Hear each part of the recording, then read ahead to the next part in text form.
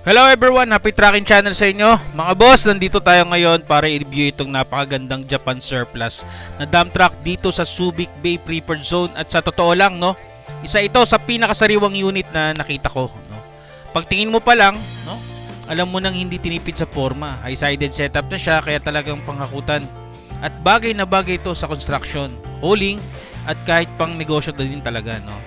Yung katawan nito mga boss, buong buo pa at mas lalo pang gumanda dahil nga sa stainless body, no? Naka-stainless body pa, kaya kahit tignan mo sa malapitan talagang malinis at maangas ang dating niya, no? At syempre guys, no, naka 6M70 engine tayo dito, mga boss.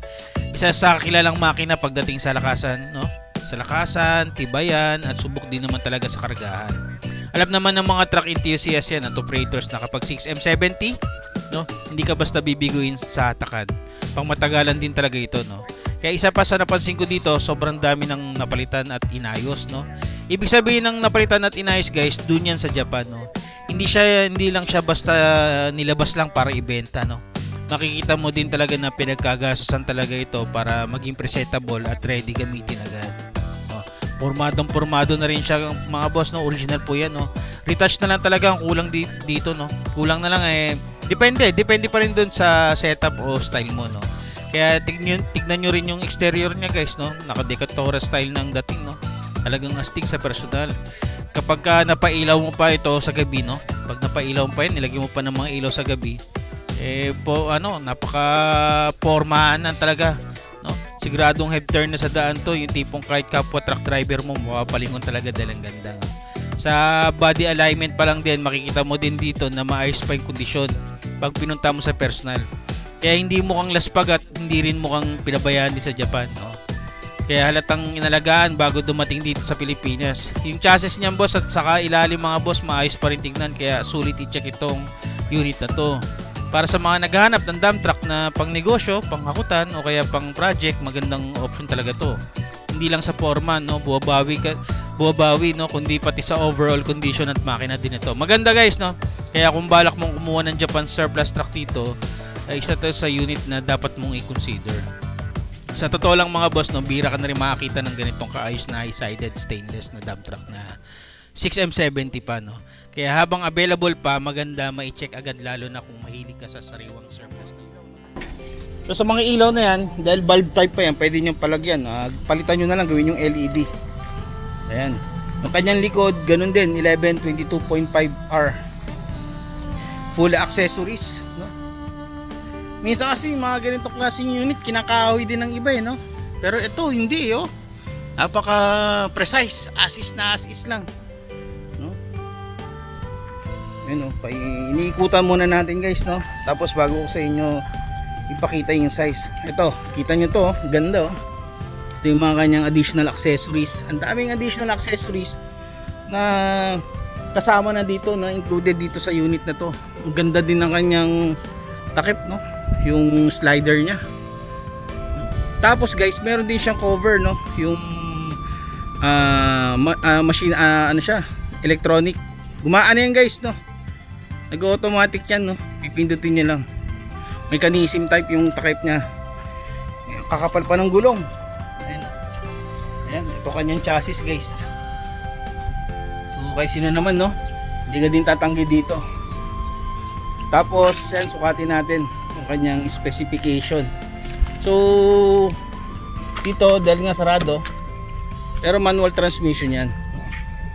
Manual transmission. New pace pa siya na 6M70. Yan, o, sa nakikita nyo. Ito ang kanyang loob.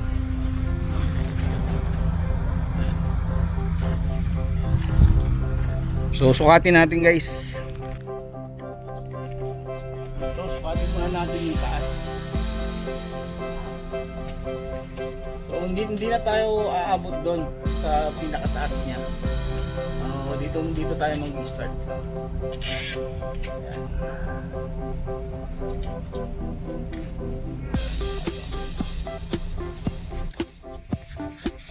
Ayan, guys. So guys, ito, dito muna tayo nag-try, no.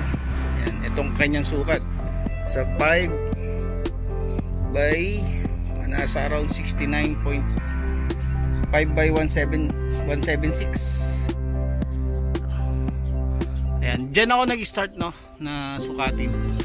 Pero siguro kung sasagad ko yan dun, mas mataas pa siya. More than 5 feet pa siya no. Ako umabot to ng 6 feet no. Dito tayo sa haba naman. Ayan, ito naman yung kanyang haba no.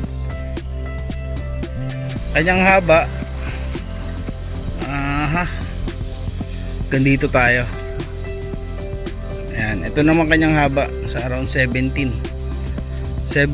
by 206. Ayan.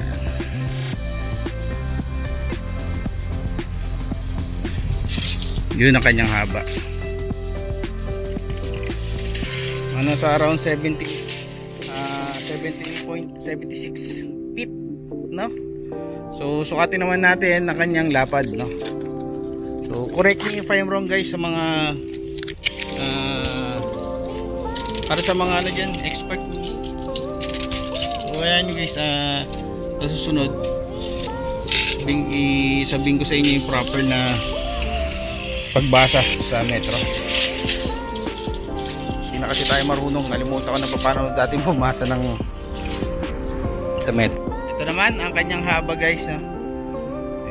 7.92 no guys ang kanyang haba naman. Ay lapad, sorry guys no.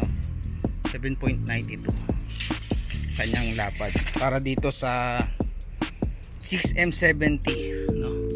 So kung tatanungin nyo guys magkakano ba yung ganito no? So base yung pagkakalam ko no, nasa around 2.1 million po ito. Pero so negotiable yan guys. 2.1 for ano na yan guys, fully recon na po yan no.